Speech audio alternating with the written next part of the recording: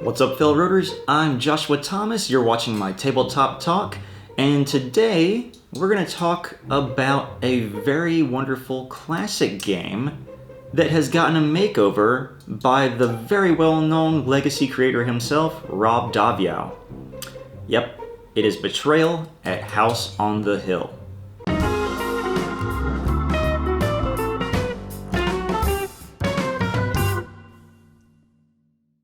For those of you who don't know, Betrayal at House on the Hill is a game that's been around for a very long time. It's become a classic, and it's by Avalon Hill, which is a sub-company of Hasbro. So there's kind of proof that Hasbro does know what good games look like. So don't know what their issue is with some of the stuff they have.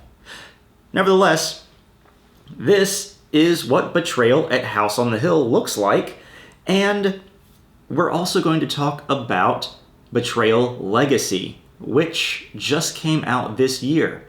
The big thing with Betrayal at House on the Hill is that you play as one of 6 possible figurines that has a double-sided character tracker. There's one side and there's the other, so you've got 2 different characters per figure.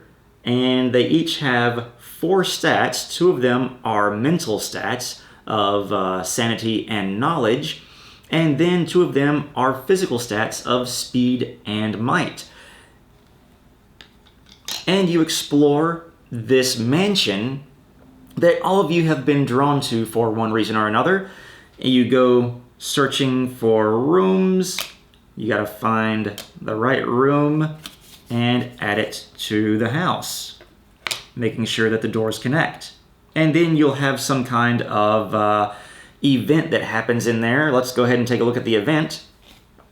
The walls. This room is warm. Flesh-like walls pulse with a steady heartbeat. Your own heart beats with the rhythm of the house. You are drawn into the walls and emerge somewhere else. So you literally draw the next room tile. Let's put this one in the basement. It's the operating laboratory. So you add that room to the house, and then your character magically emerges over there. That's just one of the many events that can happen in this game. And it's what adds flavor to the game. Eventually, you're going to encounter these omen cards, and whenever you do, you have to roll the omen dice. And if the dice are greater than the number of omen cards you have, the haunt does not start. But if they are less than the number of omen cards that each of your characters have, then the haunt starts and a traitor is revealed. So one of these characters could be the one who drew everyone to the house and is planning on killing them or sacrificing them to some ancient demon or sending them to hell. Or it could be this creepy little girl in the Pentagon chamber who is attempting to open a gateway to another dimension. Who knows? There are 50 different possibilities in the scenarios in the Secrets of Survival for the good guys and the Traitor's Tome for the bad guys. But now let's get into what you're all here for. What's different about Betrayal Legacy? And I'm going to go ahead and say this is spoiler free because I haven't played the game, so I only really know what you can find out when you open the box. So don't worry, everything I'm going to talk about is just stuff that I have learned as far as like reading about it and seeing images of it that are also spoiler free. To start off with, you still have the starting areas of the basement landing, your main foyer, and the upper chamber or the upper landing of the staircase. The differences are you can actually go down the stairs into the basement. And there is a 4th category of areas that you can adventure into, and that's going to be the outdoors. So this game, you only encounter the mansion, but in Legacy, you're going to be checking out the areas around the mansion as well. So one of the differences you're going to encounter since this is a legacy game and it's generally going to start off much smaller and build itself up into a very, very large game, is that since it's in the 1600s, the house is going to be much smaller. And you're probably not going to have a modern day kitchen as well. So you will unlock new rooms to the house as the years go by. You're going to start off with a very, very small amount of places to search. We'll pretend like these are the outdoor areas that aren't included in the base game of Betrayal at House on the Hill. And so your characters are also going to be settlers or kind of colonist type people living in the 1600s. Another major difference that you're going to notice when you first open the box is that over here where you've got your characters, and this game, the original, is separated by character cards, instead you're going to have family cards in Betrayal Legacy. Now, I'm not sure, but I believe what this means is that as the centuries and generations go by, you'll be able to change your characters based on your family cards, so they're not going to be locked. You're not going to be locked in to having just one character the entire time. You can change characters, and you might be able to change their stats. I'm not exactly sure. I think on each family card is going to have a set number of stats as well, just like these characters do. But also, since generations are going to be going by, and this is something I can't absolutely confirm, as your characters go into the house, they might just become permanent residents, and their ghosts, fingers crossed, might just reappear in later playthroughs of the game.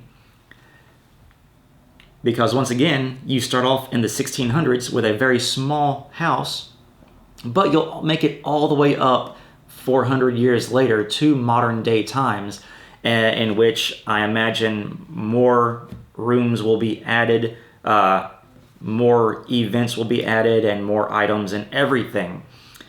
Speaking of events and items, that's going to be another thing that is changed. Whereas in the original game, you just have an event deck, and it's just, kind of like that.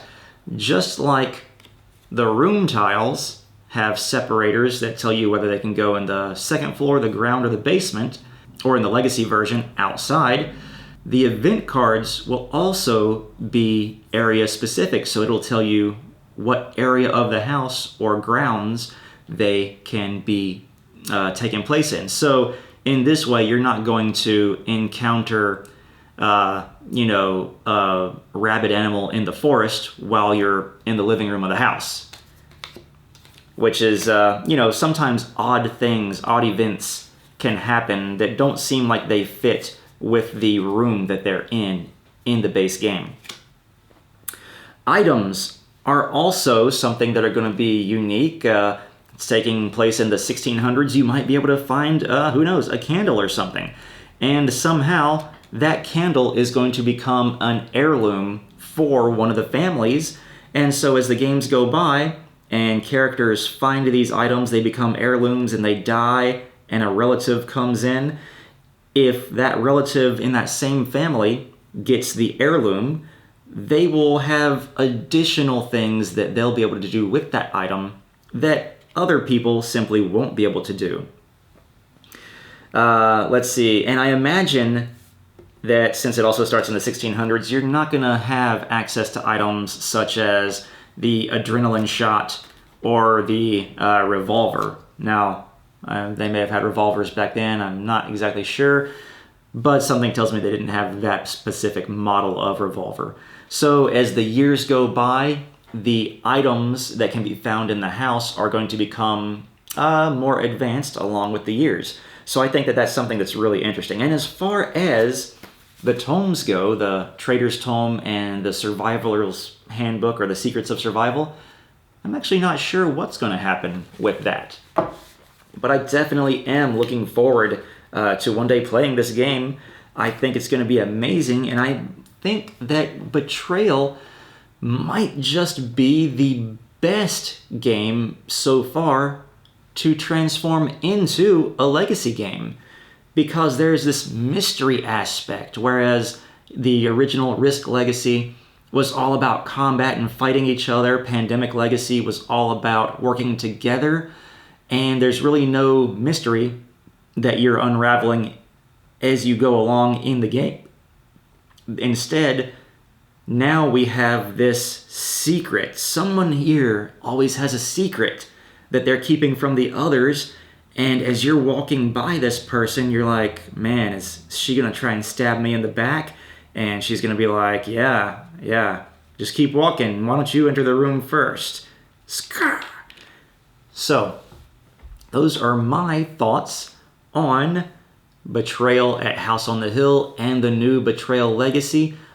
I'm definitely looking forward to playing Betrayal Legacy, but I think I've got to finish all my other Legacy games that I've still got to work on. Well, I hope you enjoyed this video. Be sure to like and subscribe. Press that little bell button next to the subscribe button.